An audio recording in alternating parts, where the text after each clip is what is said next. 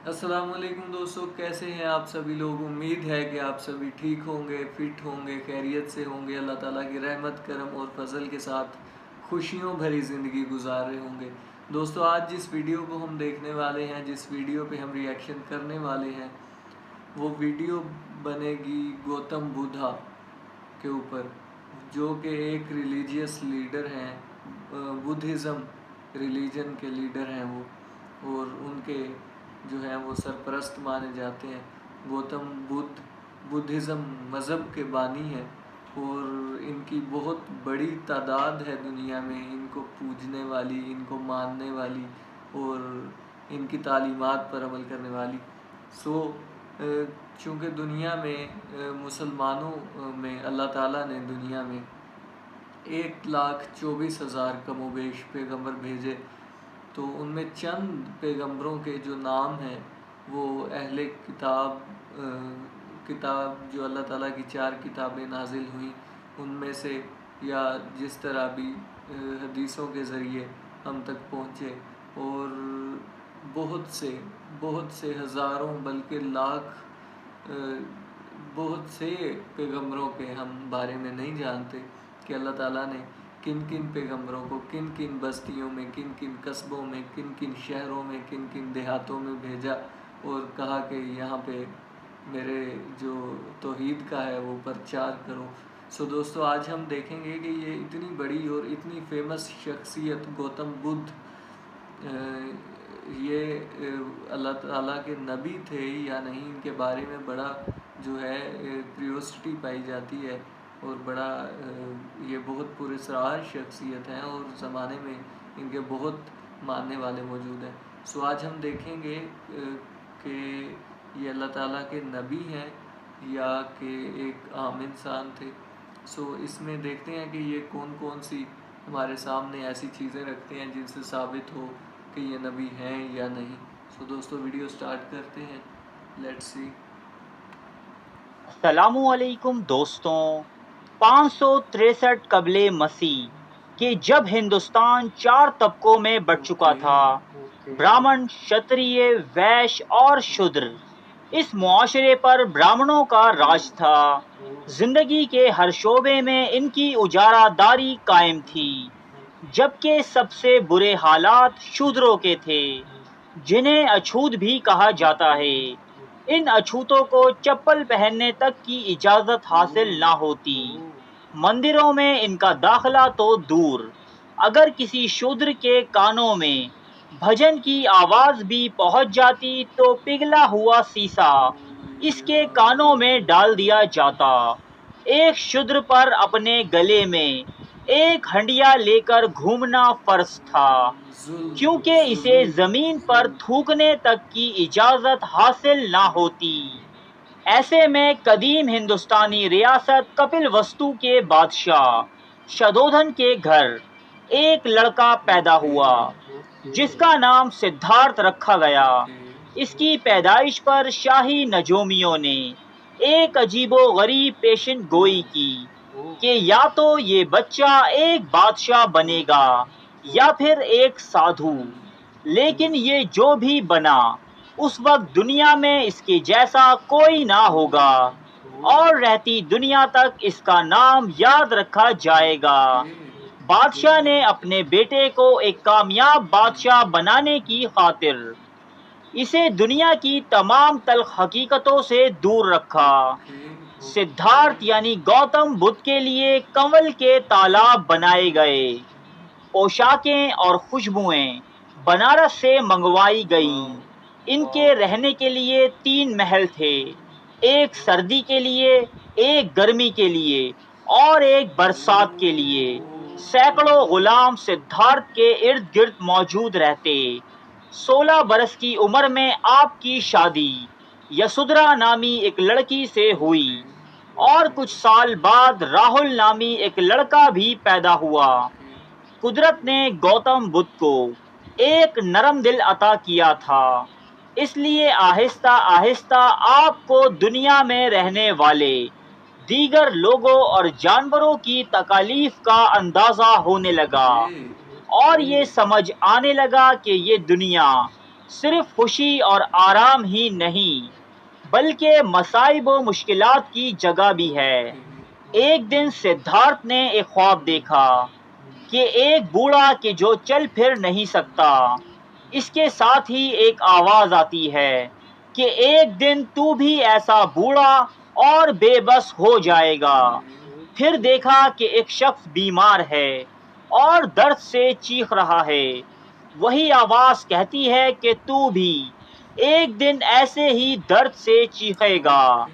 پھر دیکھا کہ ایک مردہ زمین پر پڑا ہے اور اب وہ آواز کہتی ہے کہ ایک دن تو بھی ایسے ہی مر جائے گا۔ اس خواب نے گوتم بدھ کی سوچوں میں ایک انقلاب پیدا کر دیا۔ اب وہ اپنی بیوی، بچے اور راج پاٹ چھوڑ کر سچائی کی تلاش میں نکل کھڑے ہوئے۔ قیمتی لباس و زیورات اتار ڈالے اور فقیروں جیسے کپڑے زیب تن کیے۔ کئی برس تک ایک جوگی کی طرح اس فکر و تلاش میں پھرتے رہے کہ دنیا کے دکھ درد سے رہائی کیسے ممکن ہو۔ کئی برس ریاضتیں اور فاقے کیے، اپنے جسم کو تکلیفیں پہنچائیں۔ آخر معلوم ہوا کہ ابدی خوشی کا ذریعہ یہ نہیں۔ آخر کار گوتم جنگلی انجیر کے ایک درخت کے نیچے مراقبے میں بیٹھ گئے اور عہد کیا کہ جب تک انہیں صحیح جواب نہ مل جائے وہ اس درخت سے نہیں اٹھیں گے۔ بالآخر گوتم کو عرفان کی روشنی نظر آئی اور انہیں اپنے سوالوں کا جواب مل گیا اور وہ گوتم سے گوتم بدھ بن گئے۔ بدھ کے معنی ہے خدا کا عارف۔ یہاں سے وہ نوع انسانی کے لیے توحید کا پیغام لے کر نکل کھڑے ہوئے اور ہندوستان کے کئی شہروں میں جا کر لوگوں کو دیوی دیوتاؤں اور بتوں کی پوجا کے بجائے ایک خدا کی عبادت کا درس دیا۔ کئی شہروں اور دیہاتوں میں تبلیغ کے بعد گوتم بدھ اپنے آبائی شہر کپل وستو پہنچے۔ جب آپ یہاں سے نکلے تو ایک شہزادے تھے، لیکن واپسی پر آپ کی حالت ایک فقیر کی سی تھی۔ بوڑھے بادشاہ یعنی آپ کے والد، آپ کی بیوی اور دوسری رعایا سب نے آپ کا واز سنا اور آپ کے چیلے بن گئے۔ عام طور پر یہ سمجھا جاتا ہے کہ بدھ مت خدا کے وجود کے حوالے سے خاموش ہے، لیکن ایسا نہیں ہے۔ بدھ مت کی کتابوں میں خداوند کا ذکر واضح الفاظ میں موجود ہے، جبکہ گوتم بدھ کی تعلیمات میں حضور نبی کریم صلی اللہ علیہ وآلہ وسلم کے ظہور کی نشاندہی بھی ملتی ہے۔ گوتم بدھ کہتے ہیں کہ میں پہلا بدھا نہیں ہوں اور نہ ہی آخری ہوں۔ ایک وقت میں ایک اور بدھا اس دنیا میں آئیں گے۔ وہ زیادہ پاک ہوں گے، زیادہ روشن اور پرنور اور متریا ہوں گے۔ Gospel of Buddha. متریا کے معنی رحمت کے ہیں اور بقول گوتم بدھ وہ آخری بدھا یعنی رسول ہیں اور جلد ہی اس دنیا میں آئیں گے۔ ابتدا میں گوتم بدھ کی تعلیمات خالصتاً توحید پر مبنی تھی، جس میں معاشرے کے ہر طبقے کو برابری حاصل تھی۔ چھوت اچھوت کا کوئی نظریہ نہ تھا۔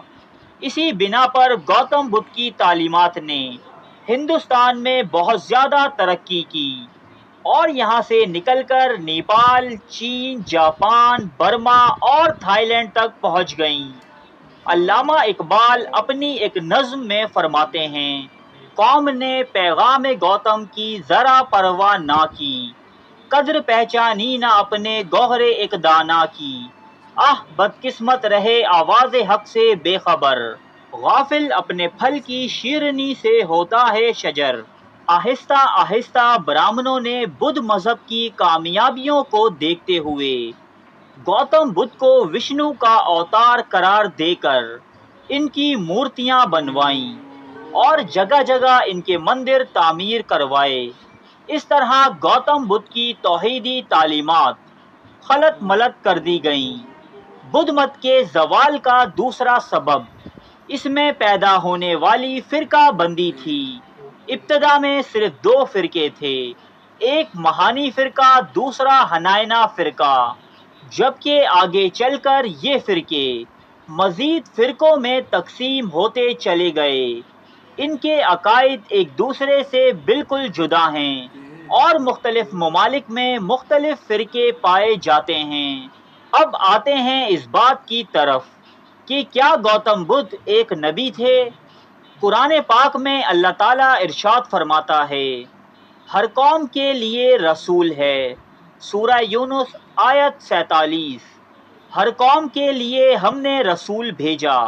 سورہ نحل آیت 36۔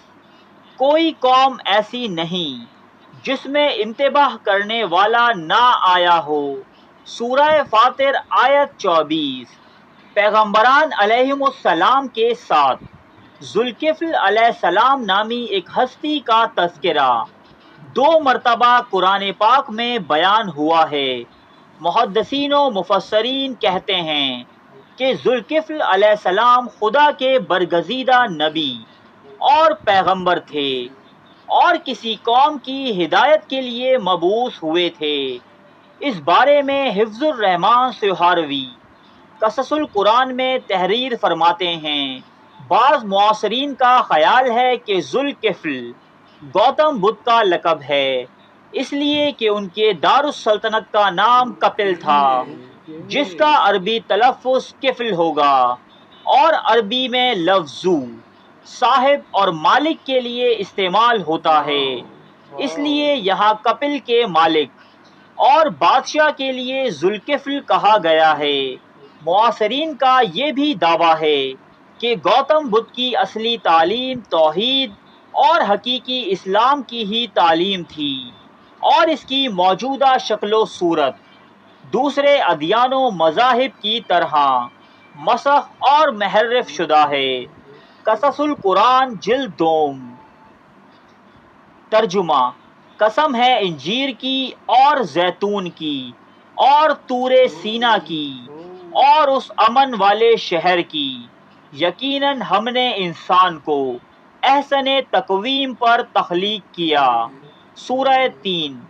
معروف اسلامی محقق ڈاکٹر حمید اللہ اس آیت کی تشریح میں لکھتے ہیں، اکثر مفسرین اس بات پر متفق ہیں کہ اس آیت مبارکہ میں شہر سے مراد مکہ، کوہ سینا سے مراد حضرت موسیٰ علیہ السلام سے منسوب سینائی پہاڑ اور زیتون سے حضرت عیسیٰ علیہ السلام کے جبل زیتون کی طرف اشارہ ہے، اور جہاں تک انجیر کا تعلق ہے اس کا اشارہ جنگلی انجیر کے درخت کی طرف ہے جہاں گوتم بدھ کو نروان حاصل ہوا۔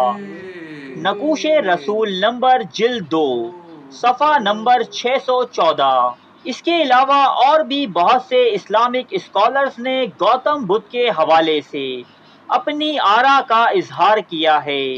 ان تمام آراء کو ایک ویڈیو میں شامل کرنا دوستو ویڈیو آپ نے دیکھی، کتنی انٹرسٹنگ ویڈیو تھی، اور اس میں انسان کو سوچ پیدا کرنے میں یہ کافی جو ہے ہیلپ کرتی ہے اور انسان کو سوچنے پہ مجبور کرتی ہے کہ یار اللہ تعالیٰ نے ہر دنیا کے ہر کونے میں نبی بھیجے، پیغمبر بھیجے، سو ہمارے جو محققین، ہمارے جو مفسرین اور بڑے عالم، وہ جنہوں نے یہ حوالے دیے، لاسٹ پہ آپ نے سنا کہ کس طرح سے گوتم بدھ توحید یعنی ایک اللہ، لا الہ الا اللہ، کوئی معبود نہیں اس کے سوا، صرف اسی کو پوجو، بتوں کو نہ پوجو۔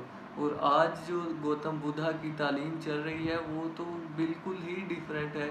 وہ اس طرح کہ گوتم بدھ کے خود کے لوگوں نے، ان کے ماننے والوں نے ان کے خود کے پتلے بنا کے ان کو پوجنا شروع کر دیا، تو وہ گوتم بدھ کی تعلیم سے تو بالکل فارغ ہو گئے، ہٹ گئے ان کے رستے سے۔ اور اس میں جو چیزیں لاسٹ پہ ہمیں بتائیں کہ ذوالکفل فرمایا گیا ایک نبی کا نام، اور اس طرح کفل، کپل اور آپ نے وہ سارا سنا اور کس طرح سے ان کا نام کو میننگز نکال کے تو انہوں نے بتایا کہ یہ اس طرح ہے اور اللہ تعالیٰ اس کا مطلب یہ بنتا ہے.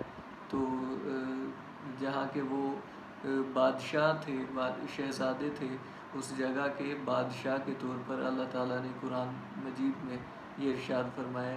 اور انجیر کے درخت کے نیچے انہوں نے مراقبے کیے تھے.